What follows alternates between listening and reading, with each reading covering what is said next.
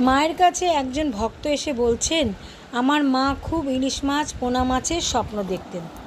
আর আমার বাবা ওই কথা শুনে শ্রী শ্রী মায়ের কাছে গিয়ে বললেন, মা আপনার বৌমা খুব মাছের স্বপ্ন দেখে। শ্রী শ্রী মা শুনে হেসে বললেন, ওই স্বপ্ন দেখা খুব ভালো, মাছের খোসার মতো টাকা আসবে। মা আবার কারো মধ্যে ত্যাগের ভাব দেখলে খুশি হতেন। যাদের মধ্যে ত্যাগের ভাব দেখতেন তাদের উৎসাহ দিতেন। একবার মা বলেছিলেন, সবাই মিলে শ্রীরামকৃষ্ণ ধর্ম সমন্বয় প্রচার করতে এসেছিলেন। তিনি যে বিভিন্ন ধর্ম সাধন করেছিলেন তা কিন্তু এই উদ্দেশ্যে নয়। তার উদ্দেশ্য ছিল বিভিন্ন ধর্মে কীভাবে ঈশ্বরকে ডাকে তা জানা। মা বলতেন, শ্রী শ্রী ঠাকুরের মতো ত্যাগের কথা এর আগে কেউ কখনো শোনেনি। এরকমই ছিলেন শ্রী শ্রী রামকৃষ্ণ পরমহংসদেব।